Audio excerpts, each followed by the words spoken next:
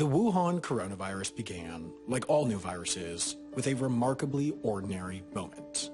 In late November 2019, someone, it is not yet known who, ate a wild animal that, by chance, carried the novel coronavirus and days later started to feel the symptoms of what initially seemed like a bad cold. From there, more individuals were infected, at first through the consumption of other wild animals, but later through direct human-to-human transmission. For the entire month of December, the virus was there, in Wuhan, spreading, but nobody knew it. The cases, presenting as pneumonia, were at first considered to be caused by any one of the countless other viruses that can create such symptoms, but eventually, the escalation in cases and the fact that almost all the first patients had bought food at one particular wild animal market caught the Wuhan city government's attention. The first official confirmation that something was up came on New Year's Eve, December 31st, when the Municipal Health Commission published a press release acknowledging the situation, over a month after the first transmission.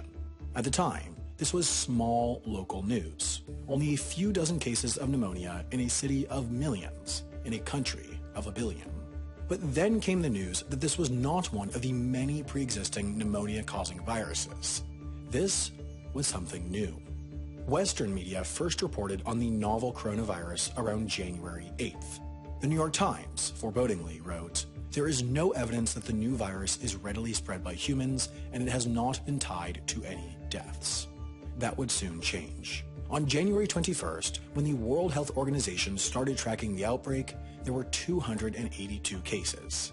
The next day, 314. The next, 581.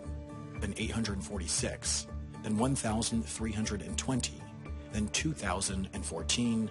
And by the start of the week of January 26th, it was clear that this would not be a quick and painless virus. This would be one for the history books, and it was going to get a lot worse before it got any better. Drastic circumstances called for drastic action. It was clear, given the trends, that Wuhan's hospitals would soon be overwhelmed by patients, and in the case of highly infectious viruses like coronavirus, that makes a bad situation worse as infected individuals will try to recover at home, where the virus can more easily spread. Therefore, the decision was made on January 23rd to build a brand new facility capable of treating 1,000 patients at once, Shenzhen Hospital. It was announced that this would be done, fully constructed, by February 2nd, just 10 days later. China has experience with such a feat. In 2003, the country suffered an outbreak of severe acute respiratory syndrome, or SARS, which is also caused by a form of coronavirus. Much like with the novel coronavirus, hospitals were overwhelmed and many had to turn away patients. In response, the government decided to build a new hospital. Over 6 days, 7,000 construction workers brought the Xiaotangshan Hospital into reality, and it quickly began accepting patients and relieving the overstressed medical system. Once the outbreak settled down, the Xiaotangshan Hospital was hailed as a massive success by both the country itself and the World Health Organization. The statistics speak for themselves. Overall, SARS had a fatality rate of 9.6%. At the Xiaotangshan Hospital, just 1.2% of patients died, and not a single staff member was infected. It's no wonder why China wanted to replicate this, and therefore Xiaotangshan was the model for the new coronavirus hospital, but this time would be different.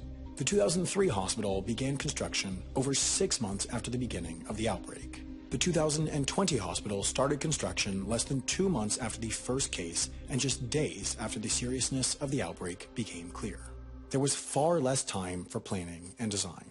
The orders came, and then it was immediately time to start. Step 1 was finding a place to put the hospital. The location selected was previously just an open field about 14 miles or 22 kilometers from central Wuhan.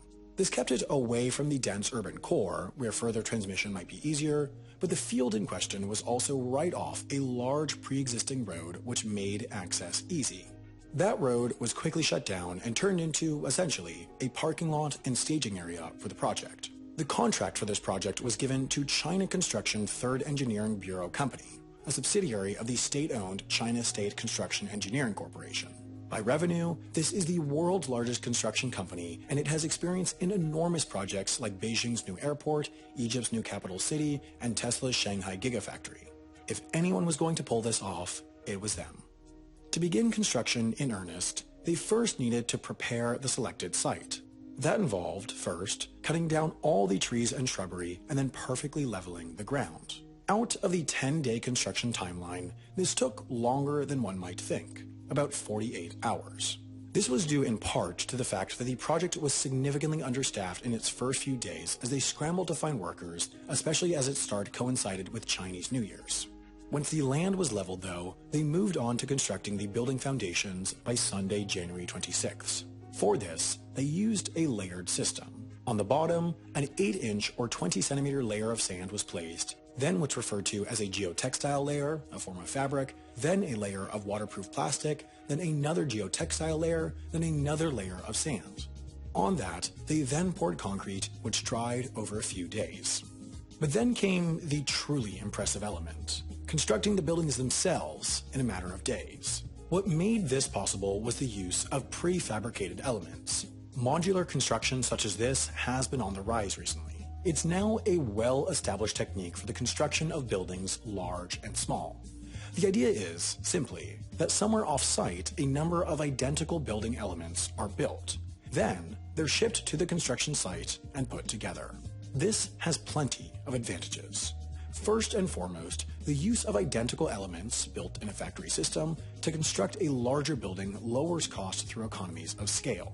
Then, when you actually get to putting the building together, on-site construction time is significantly less, which once again lowers cost. In this case, though, cost was not the primary concern. Speed was, and modular construction is the fastest way to build. Most of the site used a type of prefabricated modular construction common with temporary buildings. While it's not clear which company produced the prefabricated components, it is clear that they existed before the project started. The first building elements started coming together on Monday, January 27th, just 4 days after the project broke ground. They began by building the skeleton of the modular units. Each of these units was about the shape and size of a 20-foot shipping container, and this skeleton form included just the floor, ceiling, and structural supports at each corner. Throughout this all, separate teams, out of the thousands of workers there, started to hook the site up to utilities like sewage, water, electricity, and internet. Much of this just involved bringing in the state-owned companies responsible for these, but for internet and the subsequent building out of an IT system, private companies like Huawei and Lenovo got involved. This was, no doubt, partially because the construction of this hospital drew considerable public attention in China. It came to represent the physical manifestation of the country's response to the crisis and also of China's engineering might. The construction process itself was streamed by state-owned broadcasting companies, and up to 18 million concurrent viewers watched the process. Nearly every major broadcaster in China reported from the site, publishing footage like what you're seeing now, although very few Western broadcasters were there. This is part of the reason limited detailed information and footage of the construction exists outside of China's state-owned broadcasters, where the government can manage the story and what gets out. It was, no doubt, viewed as an opportunity by the Chinese government in a time when it faced intense criticism for its initial response to the outbreak. But of course, to gain that praise, the project needed to be successful. On Tuesday, January 28th, significant portions of the first building were completed, while the rest of the complex's foundations were finishing up. Over the 29th and 30th, more of the overall structure came to be as the walls were installed on and in the skeletons of buildings, and work then began on turning these empty buildings into a hospital. Each patient room was outfitted with 2 beds, some medical equipment, and a bathroom. Considering the hospital is built with quarantine in mind, there are some unique aspects to the design of these rooms. For one, the ventilation system is built to keep negative pressure in all quarantine areas so that air will go out through an exhaust system rather than out under the door into the rest of the hospital. While at the time of writing, it's not entirely known to what extent this coronavirus can spread through airborne transmission, a ventilation system like this is standard practice for any quarantine ward. In addition to individual patient rooms, separate areas were designed for patient processing, diagnostic tools like CT scanners were installed, and other crucial aspects like offices, break rooms, and canteens were built in. Over the 31st of January and 1st and 2nd of February, the final areas of the complex were built up, the interior installation was ramped up, and all the systems were tested to assure that the hospital was ready to bring in patients. Meanwhile, 8 People's Liberation Army transport planes landed at Wuhan Airport carrying the military medical staff who would staff the hospital. They moved into the facility throughout the same day, February 2nd, then throughout the night, workers put the finishing touches onto the hundreds of rooms. Then, the next morning, the moment that 10 days prior seemed impossible arrived.